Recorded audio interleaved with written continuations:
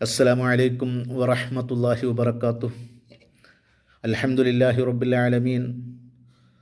അല്ലാഹുമ്മ സ്വല്ലി അലാ സയ്യിദിനാ മുഹമ്മദിൻ വഅലാ ആലി സയ്യിദിനാ വ മൗലാനാ മുഹമ്മദ്. ഏവർക്കും ഈ യൂട്യൂബ് ചാനലിലേക്ക് ഹൃദ്യമായ സ്വാഗതം. അല്ലാഹു സുബ്ഹാനഹു വ തആല ജീവിതത്തിൽ വന്നുപോയ സർവമാന തെറ്റുകുറ്റങ്ങളും പുറത്തു തന്ന് നരകം ഹറാമാക്കി സ്വർഗം വുജൂബാക്കി അനുഗ്രഹം വർഷിക്കുന്ന മുഅ്മിനീങ്ങളിൽ നമ്മയൊക്കെ അള്ളാഹു ഉൾപ്പെടുത്തട്ടെ. പ്രിയപ്പെട്ട സഹോദരങ്ങളെ, വിശുദ്ധ റമളാനിലും 3 വിഭാഗം ജനങ്ങൾ വലിയ നഷ്ടത്തിലാണെന്ന് മഹത്തുക്കൾ പഠിപ്പിക്കുന്നു. ഒന്ന്, നോമ്പ് നോറ്റിട്ടുണ്ട് പക്ഷേ നിസ്കാരമില്ല. അല്ലാഹു തആല ഇബാദത്തുകളിൽ വച്ച് ഏറ്റവും ശ്രേഷ്ഠമാക്കിയിട്ടുള്ളത് നിസ്കാരത്തിനെയാണ്.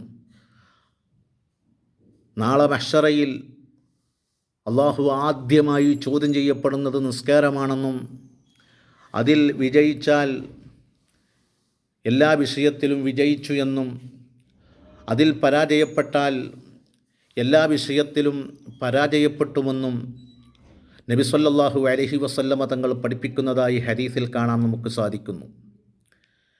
രണ്ടാമത്തെ വിഭാഗം നോമ്പ് നോറ്റിട്ടുണ്ട് പക്ഷേ ഗീബത്തിലും നമീമത്തിലുമായി ജീവിക്കുന്നവരാണ്. അള്ളാഹുവിൻ്റെ റസൂല് തന്നെ പറഞ്ഞിട്ടുണ്ട്, ഏഷണിയും പരദൂഷണവുമായി നടന്ന് നോമ്പ് നോൽക്കുന്ന ആളുകൾ അവർക്ക് പട്ടിണി മാത്രമേ ഉണ്ടാവുകയുള്ളൂ. അവരുടെ നോമ്പ് അള്ളാഹുവിനിക്ക് ആവശ്യമില്ല. അവർ അന്യപാനീയങ്ങൾ ഉപേക്ഷിക്കുന്നത് വെറുതെയാണെന്ന് ആ അർത്ഥത്തിൽ ഹബീബായ തങ്ങളുടെ ഹദീസ് ഒരുപാട് കാണാൻ നമുക്ക് സാധിക്കും. മൂന്നാമത്തെ വിഭാഗം മാതാപിതാക്കളെ ബുദ്ധിമുട്ടിപ്പിക്കുന്നവരാണ്. അള്ളാഹു നമ്മുടെ മാതാപിതാക്കൾക്കൊക്കെ മഗ്ഫിറത്ത് നൽകട്ടെ, ജീവിച്ചിരിപ്പുള്ളവർക്ക് ആഫിയത്തുള്ള ദീർഘായുസ്സ് നൽകട്ടെ.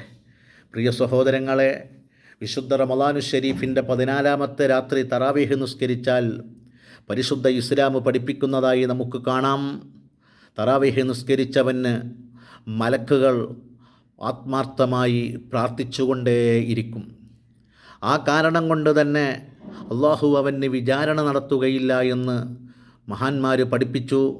അള്ളാഹു അത്തരം വിഭാഗത്തിൽ നമ്മെ ഉൾപ്പെടുത്തി നമ്മുടെ നോമ്പുകളും നമ്മുടെ തറാവീഹുകളും അള്ളാഹു സ്വീകരിക്കട്ടെ.